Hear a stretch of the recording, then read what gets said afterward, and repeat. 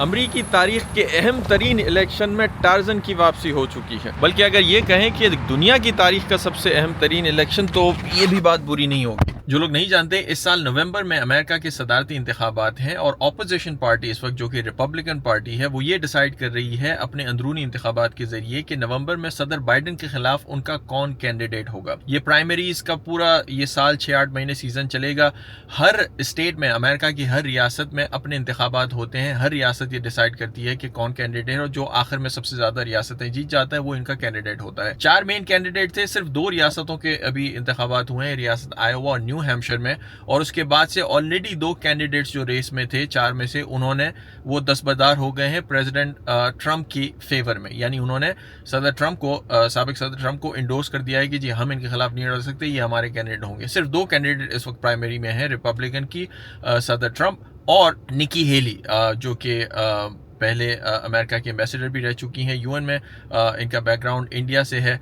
जो कैंडिडेट्स अब तक ड्रॉप आउट हो चुके हैं उनमें फ्लोरिडा के गवर्नर रॉन डिसेंटिस और विवेक रामास्वामी, जो कि बड़े सोशल मीडिया पर मशहूर थे, अब भी हैं, उनका भी ताल्लुक इंडिया से। इन दोनों ने जो है सदर ट्रंप के खिलाफ जो अपनी कैंपेन थी वो सस्पेंड कर दिया और कहा है कि जी हम इनको इंडोर्स करते हैं। ये बात तो तय है कि रिपब्लिकन जो प्राइमरी है वो प्रीटी मच डोनाल्ड ट्रंप के हाथ में है, वही उनका नॉमिनेशन लेंगे अनलेस कोई बहुत बड़ा कोई अनएक्सपेक्टेड इवेंट हो जाता है। लेकिन जिस तरह से वोटिंग चल रही है, जिस तरह से उनकी पॉपुलैरिटी है, जो पोल नंबर्स नजर आ रहे हैं, जो पब्लिक सेंटिमेंट है, ये बात तो 100% तय है कि वो रिपब्लिकन प्राइमरी की नॉमिनेशन जीतेंगे। बल्कि कुछ एनालिस्ट से, कुछ लोगों के यहाँ पे सेंटिमेंट लें तो वो ये कहते हैं कि नवंबर में भी सदर ट्रंप का जीतना बिल्कुल ही पक्का है। हालांकि ये तारीख में शायद पहली मर्तबा है कि जो कैंडिडेट है इतना पॉपुलर, जो मैं सदर ट्रंप की बात कर रहा हूं, उनके खिलाफ कुछ केसेस भी चल रहे हैं, कुछ इंडाइटमेंट्स हुई हैं, 3-4 केसेस हैं इनके फेडरल कोर्ट्स में और न्यूयॉर्क में और बाकी जगहों पे चल रहे हैं। तो ये पहली मर्तबा होगा कि ये एक अपने ऊपर सारे केसेस लेके इलेक्शन में दाखिल हो रहे हैं। और कुछ लोगों का ये भी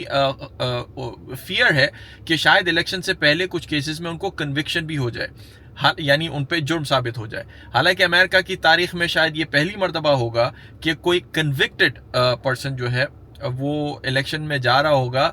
और इंटरेस्टिंग बात यह है कि अमेरिकन कॉन्स्टिट्यूशन में कहीं कोई ऐसी पाबंदी नहीं है जो एक कन्विक्टेड इंसान को सदर बनने से रोकता हो। ये पहली मर्तबा होगा जिसमें अमेरिकन कॉन्स्टिट्यूशन भी टेस्ट हो रहा होगा कि क्या वाकई में अगर कोई इंसान कन्विक्ट हो जाए तो वो सदर बन सकता है नहीं। प्रेसिडेंट ट्रंप के लिए शायद ये अच्छी बात है। लोग एनालिस्ट ये कहते हैं कि अगर वो कन्विक्ट हो जाते हैं या इन पे जितने ज्यादा केस चल रहे होते हैं वो उतने ही ज्यादा पॉपुलर होते हैं, उनका बेस जो है, उनके चाहने वाले जो हैं, वो उतने ही ज्यादा गुस्से में आएंगे और मजीद भारी अक्सरियत से वो वोट भी ले सकते हैं। अगर प्रेसिडेंट ट्रंप की वापसी हो जाती है व्हाइट हाउस में तो क्या होगा ये तो नहीं पता, लेकिन क्या नहीं होगा वो सबसे पहले बात करते हैं। सबसे पहले तो खुद प्रेसिडेंट ट्रंप की जुबान में जो इलीगल इमिग्रेशन अमेरिका में इस वक्त, खुसूसन सदर्न बॉर्डर जो मेक्सिको का बॉर्डर है, वहां से जो इलीगल इमिग्रेशन पिछले साल में या कई सालों में एक इंतहा को पहुंच चुकी है, वो नहीं होगी। इमिग्रेशन, इलीगल इमिग्रेशन के खिलाफ एक सख्त किस्म का क्रैकडाउन लोग एक्सपेक्ट कर सकते हैं अगर प्रेसिडेंट ट्रंप दोबारा व्हाइट हाउस में वापस होते हैं। लास्ट ईयर भी हमने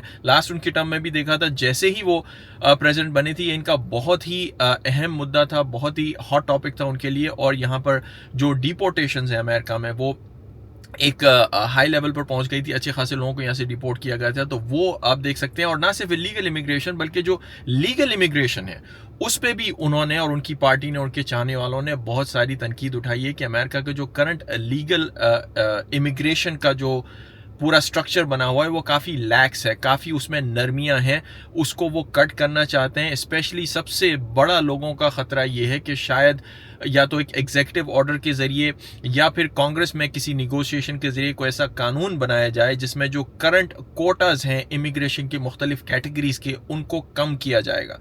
मीनिंग ये कि जो स्पेशली फैमिली इमिग्रेशन के जरिए लोग बड़ी बड़ी तादाद में अमेरिका में आते हैं, एक मरतबा अगर कोई यहाँ का सिटीजन बन जाए तो वो ना सिर्फ अपने माँ बाप को या बीवी को या बच्चों को स्पॉन्सर कर सकता है, बल्कि वो अपने सिबलिंग्स को भी स्पॉन्सर कर सकता है। ये कैटेगरी लोगों पर, उस पर काफ़ी तनकीद उठाते हैं, उसको चेन इमिग्रेशन यहाँ पर कहा जाता है। तो उसको कट करने के लिए, उसके कोटा कम करने के लिए ये आप एक्सपेक्ट कर सकते हैं उनकी प्रेसिडेंसी की सेकेंड टर्म में। दूसरा एक बहुत बड़ा इशू है अमेरिका का, वो है एक एनर्जी क्राइसिस तो नहीं वहीं एक एनर्जी चैलेंज हम कह सकते हैं। प्रेसिडेंट ट्रंप अपनी स्पीचेस में बारहा ये कहते हैं कि जो ऑयल प्राइसेस है अगर वो दोबारा वापस आते हैं तो अमेरिका की एनर्जी इंडिपेंडेंस को वो बढ़ाएंगे, और जो बाहर से पूरी दुनिया से जो अमेरिका में तेल इंपोर्ट किया जाता है खुसूसन मिडल ईस्ट से, ट्रंप का ये कहना है कि अमेरिका के पास खुद तेल के ज़खायर इतने मौजूद के हैं कि हम खुद उसको एक्सप्लोर कर सकते हैं। ना सिर्फ एक्सप्लोर कर सकते हैं बल्कि इतनी तादाद में इंटरनेशनल मार्केट में उसको सप्लाई कर सकते हैं कि ग्लोबल प्राइसेस भी उससे इफेक्ट होंगी, और ख़ुद अमेरिका में तेल की कीमतें, गैस की प्राइसेस,